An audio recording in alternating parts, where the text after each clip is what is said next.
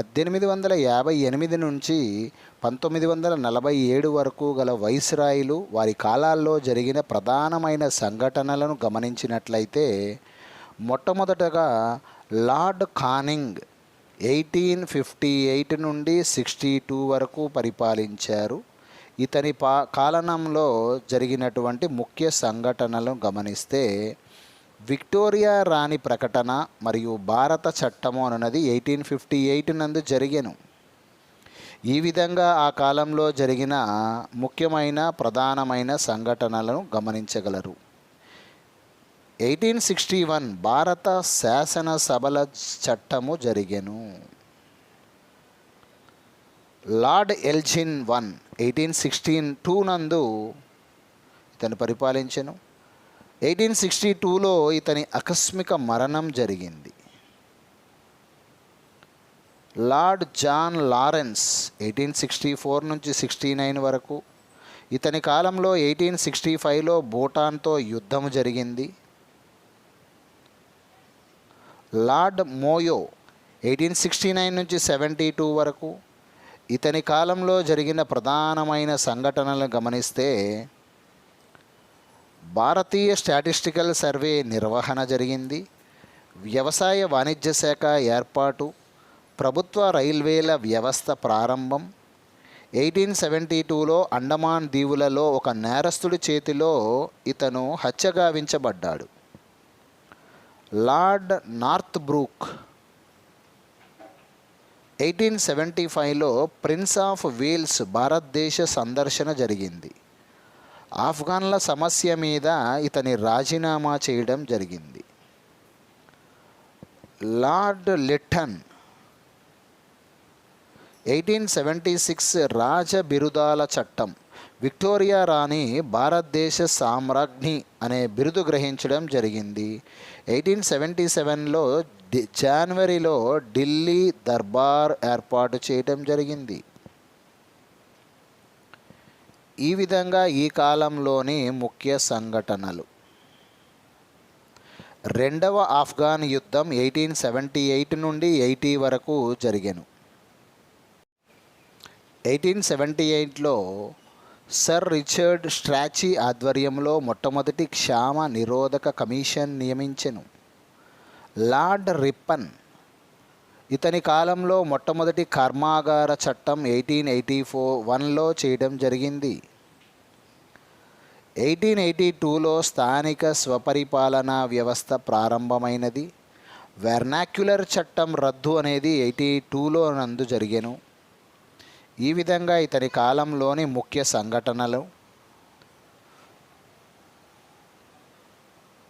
Lord డూఫరిన్ 1884-1888 నందు మూడవ Burma యుద్ధము, భారత జాతీయ కాంగ్రెస్ ఏర్పాటు అనేది ఈ కాలంలో జరిగిన ప్రధానమైన సంఘటనలు. లార్డ్ లాన్స్డౌన్ 1891 నందు రెండో కర్మాగార చట్టము, సివిల్ సర్వీసులను ఇంపీరియల్, ప్రావిన్షియల్, సబార్డినేట్ సర్వీసులుగా విభజించటం. 1892 నందు భారతీయ శాసనసభల చట్టము. 1893లో డ్యూరాండ్ సంఘము, బ్రిటిష్ ఇండియా, ఆఫ్ఘనిస్తాన్ల మధ్య సరిహద్దు రేఖగా సంబంధించిన ఈ సంఘం నియామకం. ఇది ప్రస్తుతం ఆఫ్ఘనిస్తాన్కు పాకిస్తాన్కి మధ్య ఉన్నటువంటి సరిహద్దు రేఖగా భావిస్తున్నారు. లార్డ్ ఎల్జిన్ 2 1897లో పూనాకి చెందిన చపేకర్ సోదరుల చేతిలో ఇద్దరు బ్రిటిష్ అధికారులు హత్యగావించడం జరిగింది. లార్డ్ కర్జన్ 1899-1905 మధ్యకాలంలో పరిపాలించెను. విశ్వవిద్యాలయాలకు సంబంధించి సంస్కరణలను సూచించడానికి సర్ థామస్ ర్యాలీ అధ్యక్షత ఒక కమిషన్ నియామకం జరిగెను. ఈ కమిషన్ చేసిన సిఫారసుల ఆధారంగా 1904 భారతీయ విశ్వవిద్యాలయాల చట్టం ఆమోదం, 1904న పురాతన కట్టడాల పరిరక్షణ చట్టం, ఈ విధమైన ప్రధానమైన సంఘటనలు చోటు చేసుకున్నవి. లార్డ్ మింటో 2 విభజన వ్యతిరేక స్వదేశీ ఉద్యమాలు, సూరత్ సమావేశము, మింటో మార్లే సంస్కరణలు లేదా 1909 భారతీయ శాసనసభల చట్టము, 1906లో ఢాకా నవాబ్ అయిన ఆగాఖాన్ ముస్లిం లీగ్ను ఏర్పాటు చేయడం జరిగింది.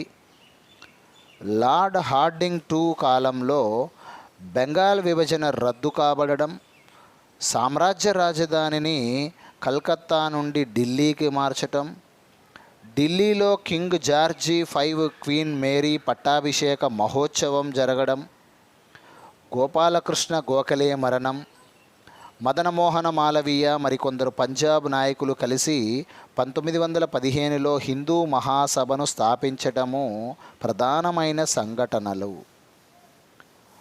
లార్డ్ చేమ్స్ఫోర్డ్ కాలంలో హోమ్ రూల్ లీగులు ఏర్పాటు చేయటం, లక్నో సమావేశం, గాంధీజీ భారతదేశానికి తిరిగి రావడం. ఓకే, ఈ విధమైన ముఖ్యమైన సంఘటనలను గమనించగలరు ఈ కాలంలో 1960 నుండి 21 వరకు. 1916లో సబర్మతి ఆశ్రమం ఏర్పాటు జరిగింది. 1917లో చంపారన్ సత్యాగ్రహంలో గాంధీజీ మొదటిసారిగా నూతన పద్ధతిని భారతదేశంలో ప్రయోగించాడు. ఖేదా సత్యాగ్రహం 1918లో జరిగింది. ఈ విధమైన ప్రధానమైన సంఘటనలను గమనించగలరు.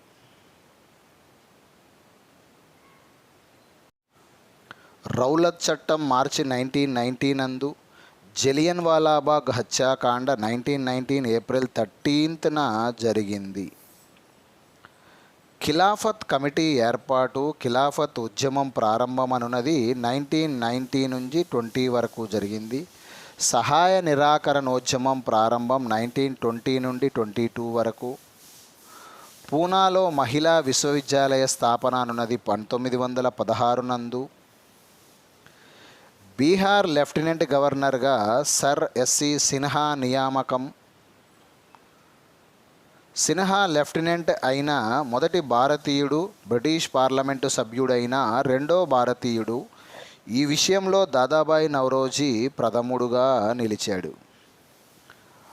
లార్డ్ రీడింగ్ ఈ కాలంలో చౌరీ చౌరా సంఘటన 1922 ఫిబ్రవరి 5న గాంధీజీచే సహాయ నిరాకరణోద్యమం ఉపసంహరణ జరిగింది. 1922లో డిసెంబర్లో మోతీలాల్ నెహ్రూ, దేశబంధు చిత్తరంజన్ దాసులు ఇరువురూ కలిసి స్వరాజ్య పార్టీని స్థాపించడం జరిగింది. ఇదే కాలంలో రౌలత్ చట్టం రద్దు కూడా చోటు చేసుకున్నది. 1925లో భారతదేశ కమ్యూనిస్టు పార్టీ ఏర్పాటు చేయడం జరిగింది. లార్డ్ ఇర్విన్ కాలంలో ఇతను క్రిస్టియన్ వైస్రాయ్గా ప్రసిద్ధి చెందాడు. సైమన్ కమిషన్ నియామకం 1927 నవంబర్, దాన్ని కాంగ్రెస్ పార్టీ బహిష్కరించడం జరిగింది. ఈ విధమైన ముఖ్యమైన సంఘటనలు జరిగాయి. 1928 డిసెంబర్లో మొదటి అఖిల భారత యువజన కాంగ్రెస్ సమావేశం కూడా జరిగినది. 1928 ఆగస్టులో నెహ్రూ నివేదిక అను పేరుతో మోతీలాల్ నెహ్రూ ఆధ్వర్యంలోని సంఘము తన నివేదికను సమర్పించటం, ఈ నివేదికను హిందూ మహాసభ, ముస్లిం లీగులు తిరస్కరించటం మొదలగున్నవి చోటు చేసుకున్నవి. 1929లో లార్డ్ ఇర్విన్ దీపావళి చోటు చేసుకున్నది. లాహోర్ కాంగ్రెస్ మహాసభ పూర్ణ స్వరాజ్య తీర్మానం కూడా ఇదే కాలంలో జరిగినది. 1930 జనవరి 26వ తేదీని ప్రథమ స్వాతంత్ర దినోత్సవంగా నిర్ణయించడం జరిగినది. 1930 మార్చి 12న గాంధీజీ చరిత్ర ప్రసిద్ధమైన దండీ సత్యాగ్రహాన్ని ప్రారంభించి శాసనోల్లంఘన ఉద్యమాన్ని ప్రారంభించడం, రౌండ్ టేబుల్ సమావేశాన్ని కాంగ్రెస్ పార్టీ బహిష్కరించడం, గాంధీ ఇర్విన్ ఒప్పందము మరియు ఆ ఉద్యమ ఉపసంహరణ అనేవి చోటు చేసుకున్నాయి. లార్డ్ విల్లింగ్టన్ ఈ కాలంలో జరిగినటువంటి ముఖ్య సంఘటనలు. గాంధీజీ 1931 డిసెంబర్లో భారతదేశానికి తిరిగి రావడం, ఉద్యమాన్ని పునరుద్ధరించడం, గాంధీజీని నిర్బంధించడం, 1934 మేలో ఉద్యమాన్ని చివరిసారిగా ఉపసంహరించడం చోటు చేసుకున్నాయి. బ్రిటిష్ ప్రధానమంత్రి రామ్సే మ్యాక్డొనాల్డ్ కమ్యూనల్ అవార్డు ప్రకటన 1932 నందు జరిగినది. 1935 నందు భారత ప్రభుత్వ చట్టం చేయడం జరిగింది. భారతదేశం నుండి బర్మా విభజన అనునది 1935 నందు జరిగింది. ఆచార్య నరేంద్రదేవ్, జయప్రకాష్ నారాయణలచే కాంగ్రెస్ సోషలిస్టు పార్టీ స్థాపన అనునది 1934 నందు చోటు చేసుకున్నది. 1936లో అఖిల భారత కిసాన్ సభ ఏర్పాటు జరిగినది. లార్డ్ లిన్లిత్గో కాలంలో అధిక సంఖ్యాక రాష్ట్రాల ప్రావిన్సులలో కాంగ్రెస్ మంత్రివర్గాల ఏర్పాటు అనున్నది 1937 జరిగినది. 1939లోనే సుభాష్ చంద్రబోస్ కాంగ్రెస్ అధ్యక్ష పదవికి సభ్యత్వానికి రాజీనామా చేసి తన అనుచరులతో కలిసి ఫార్వర్డ్ బ్లాక్ను ఏర్పాటు చేయటం జరిగినది. 1939లో రెండవ ప్రపంచ యుద్ధం ప్రారంభమైన తర్వాత కాంగ్రెస్ వర్గాల రాజీనామా చోటు చేసుకున్నది. కాంగ్రెస్ మంత్రివర్గాల రాజీనామాను ముస్లిం లీగు విమోచన దినంగా ఉత్సవం జరుపుకున్నది. 1939లో లాహోర్లో సమావేశం కావడం. ఈ సమావేశంలో జిన్నా తన రెండు దేశాల సిద్ధాంతాన్ని ప్రతిపాదించాడు. ఈ విధంగా ఈ కాలంలో జరిగినటువంటి ప్రధానమైన సంఘటనలు. 1940 అక్టోబర్ నందు ఈ రెండు దేశాల సిద్ధాంతాన్ని ప్రతిపాదనను కాంగ్రెస్ తిరస్కరించడం, గాంధీజీ వ్యక్తిగత సత్యాగ్రహాన్ని ప్రారంభించడం ఆగస్టు ప్రతిపాదనగా చోటు చేసుకున్నాయి. 1941లో సుభాష్ చంద్రబోస్ భారతదేశాన్ని నుంచి తప్పించుకోవడం జరిగింది. 1942లో మార్చిలో క్రిప్స్ రాయబారం భారతదేశానికి డొమినియన్ ప్రతిపత్తి ఇవ్వజూపడం, కాంగ్రెస్ ఈ ప్రతిపాదనను తిరస్కరించడం చోటు చేసుకున్నాయి.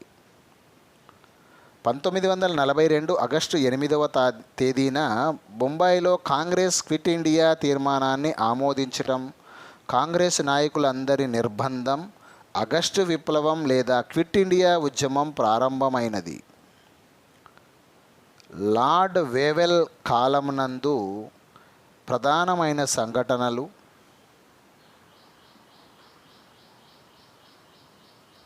స్వాతంత్రం కావాలనే కోరికను ముస్లిం లీగ్ ఆమోదించడం మొదలగునవి చోటు చేసుకున్నాయి.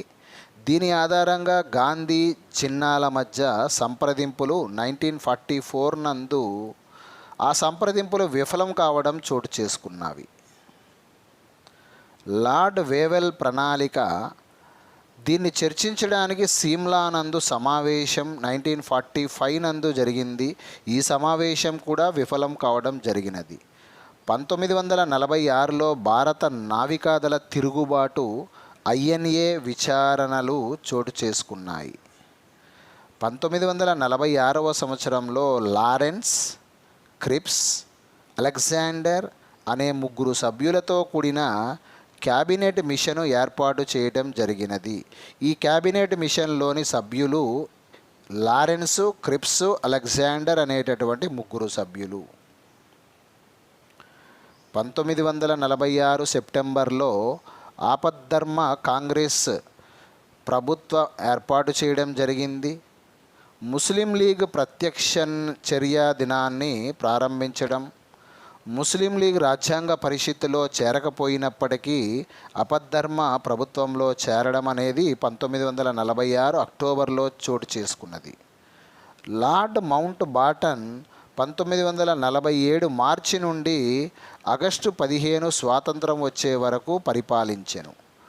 మౌంట్ బాటన్ ప్రణాళిక భారతదేశ విభజన స్వాతంత్ర సిద్ధి అనునవి చోటు చేసుకున్నవి.